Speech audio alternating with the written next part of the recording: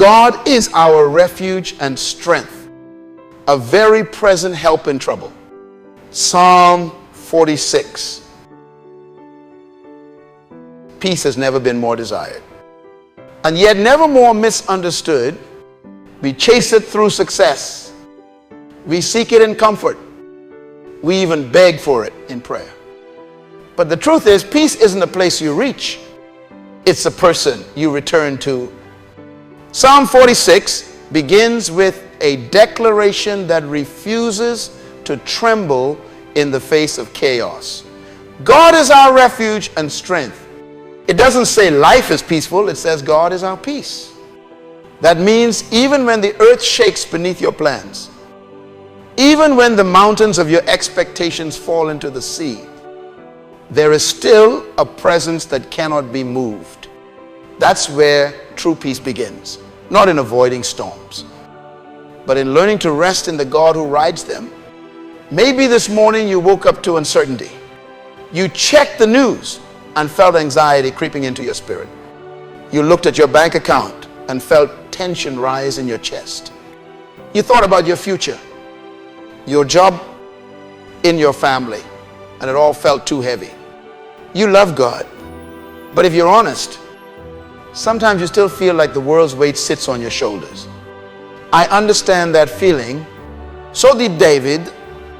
He wrote this psalm not from a palace of comfort, but from a posture of conflict. He was surrounded, pressured, misunderstood, but he learned the secret. God doesn't remove trouble. He transforms your relationship with it. Trouble doesn't define you when refuge surrounds you. Peace is not the absence of problems. It's the presence of divine protection. The scripture says, God is our refuge. Refuge means a place of hiding, safety, and covering is where you go when life feels too loud. When people become unpredictable, when you don't know who to trust, everyone runs somewhere. When pressure hits, some run to distraction, some to denial, some to people. But refuge isn't found in escape. It's found in God's embrace. You don't run away from life to find peace. You run into His presence to renew strength for it. Let's pray. Father, I come to you this morning as I am tired, anxious, but willing. You are my refuge, my safe place when my mind is weary and my heart is restless. I thank you that even when everything around me shakes, you remain unshaken. Teach me not to depend on control, but on confidence in you. Let your peace become my anchor, not because everything is right, but because you are. Therefore, we will not fear, though the earth be removed. What a statement. To David doesn't deny fear, he defeats it. He doesn't say fear won't come, he says fear won't win. You can feel fear and still walk in faith. Courage is not the absence of fear, it's the refusal to obey it. And the reason you can refuse fear is because you are not standing on sinking ground. God Himself is your foundation. When everything around you is unpredictable, you must decide what within you will remain immovable. Think about it. The mountains symbolize stability, permanence, things we thought could never fall. Yet the Psalm says, though the mountains fall into the heart of the sea. Even the strongest systems, the most secure economies, the most certain plans can shake. But when they do, you must remember that your peace never came from them. Your job, your health, your relationships, your routines, they are gifts, but not your foundation. God alone is the unshakable center. The world teaches us to build life on performance. The kingdom teaches us to build it on presence. There is a river whose streams make glad the city of God. What a paradox, turbulent earth. Collapsing mountains, roaring seas, and yet In the midst of all that chaos, a river flows. That's peace in motion. That river represents the Spirit of God flowing steadily even in the storm. It never stops. It never dries up. It never asks permission from circumstances to move. That means no matter what's happening around you, there's a flow of grace within you. You can be in the middle of noise, but still have internal calm. You can be surrounded by demands, but still have clarity. You can feel pressure, but not break under it. Because peace is no longer dependent on what happens to you, it's sustained by what's happening in you. Maybe right now you feel dry, disconnected, distant from that flow. You used to feel joy easily. You used to hear God clearly, but lately, the noise of life drowned out the river. Worry built a dam across your soul. And this morning, God says, be still, let the river flow again. Stop fighting for control. Stop rehearsing outcomes. Just breathe. Your peace doesn't need you to figure everything out. It needs you to release everything to me. God is within her. She will not fall. God will help her at break of day. That line captures the rhythm of God's timing. Break of day. When night finally gives up. Maybe you're in the night season now. The season where prayers feel unanswered and progress feels invisible. You've been faithful. You've been sowing. But nothing's blooming yet. Don't give up before dawn. Help is already scheduled. God's help doesn't come early or late. It comes exactly when it will do the most good for your faith. That's why peace isn't just a feeling. It's trust in timing. When you can't see change, trust development. The unseen moments are where God builds unseen strength. You may think nothing is happening, but He's cultivating resilience, depth, and patience. Be still and know that I am God. Stillness is not inactivity, it's divine awareness. It's saying, I don't have to move to prove He's working. Stillness doesn't mean doing nothing. It means worrying about nothing. Let's pray again. Lord, help me to be still, not because I'm indifferent, but because I'm secure. I don't have to panic to prove I care. I don't have to control to confirm I believe. I trust your process. Teach me to rest, not as escape, but as preparation. Give me peace that outlasts panic. Give me confidence that overrules confusion. Nations are in uproar. Kingdoms fall. He lifts His voice and the earth melts. That's power. The world shouts, but God whispers and everything changes. One word from His mouth silences every storm. When He speaks, chaos becomes order. Fear loses its footing. Worry finds its end. The power that holds the universe together is the same power that steadies your life. You're not held together by willpower. You're held together by the Word of God. The Lord Almighty is with us. The God of Jacob is our fortress. I love that the psalmist doesn't say the God of Abraham or the God of Moses. He says, the God of Jacob. Jacob was flawed, inconsistent, sometimes deceitful, yet chosen and protected. That means God's protection is not just for the perfect, it's for the honest. If you can admit your need, you can receive His help.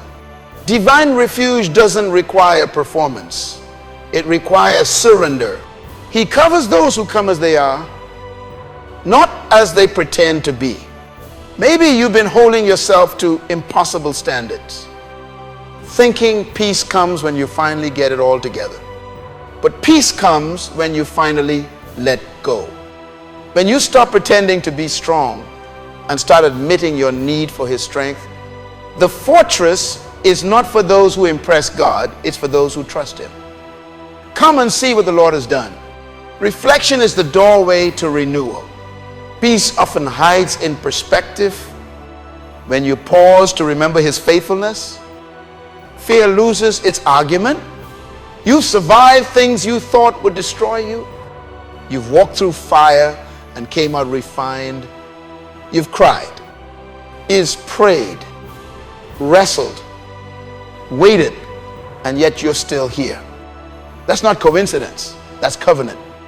The same God who brought you through before will bring you through again. Sometimes the most spiritual thing you can do is remember. The psalm continues. He makes wars cease to the ends of the earth. What does that mean for you today? It means the inner war's conflict between who you are and who you are becoming can cease. The war of self-doubt, of comparison, of control, of worry. God can quiet the noise in your mind the way he quiets the seas. But you must give him permission to win the war within. Peace is not found by escaping conflict. It's found by surrendering to divine control. Let's be honest. Our generation has mastered distraction, not stillness. We keep scrolling because silence feels threatening. We fill our calendars so we don't have to face our thoughts. We chase goals, not realizing the soul that runs without rest eventually collapses. And yet, God calls, be still and know that I am God. It's not a suggestion, it's a strategy. Stillness reintroduces you to the source. When you slow down long enough to notice his hand, you regain perspective. You realize he was never late. You were just impatient. He was never absent. You were just distracted. Peace is the fruit of focus. Whatever captures your attention controls your atmosphere. If you constantly feed on bad news, you'll starve your faith. If you dwell on what's uncertain, you'll destroy what's eternal. That's why refuge requires discipline. You must decide daily what gets to occupy your mind. Set boundaries for your thoughts the way you set passwords for your accounts. Guard what enters your heart, because peace cannot live where chaos is entertained. Let's pray once more. Lord, I choose peace today. Not passive peace, but active peace. I choose to dwell in your refuge, to feed on your word. Instead of fear, to breathe gratitude instead of anxiety. I release every outcome I've been trying to control. You are my fortress, my still place, my source of renewal. When the world shakes, I will stand firm because I'm hidden in you. The Lord of hosts is with us. That phrase, Lord of hosts, means commander of heaven's armies. You're not protected by luck. You're defended by legions. Angels move at his command. Heaven intervenes on behalf of your obedience. So stop thinking you're alone. The unseen realm is not empty. It's active. When you pray, you activate divine strategy. When you praise, you release divine strength. When you rest in faith, you demonstrate divine trust. Peace is not fragile. It's forceful. It's not passive silence. It's active stillness. It's the kind of calm that makes hell nervous. Because when the enemy can't shake your peace, he can't shake your purpose. That's why he attacks your mind first. But today, you draw a line and say, no more. My peace is not for sale. My focus is not for rent. My heart is not open to fear. The psalm closes with triumph. Be exalted among the nations. Be exalted in the earth. Peace always leads to praise. The outcome of refuge is reverence. When God brings you through trouble, you don't just survive. You testify. You don't just rest. You rise renewed. The same storm that threatened to drown you becomes the evidence that God still saves. So as you step into this day, walk like someone who has a fortress behind them. Speak like someone who has already been defended.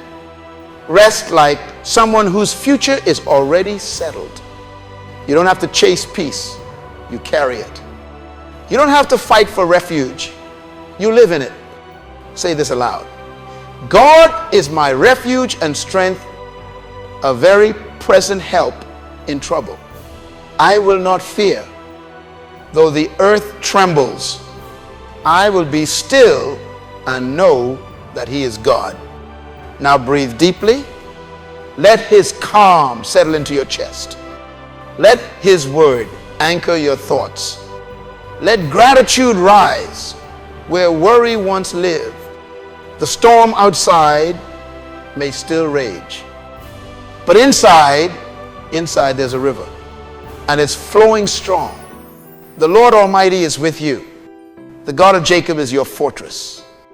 You are covered, you are calm, you are complete, and nothing, no fear, no failure, no future can separate you from His peace.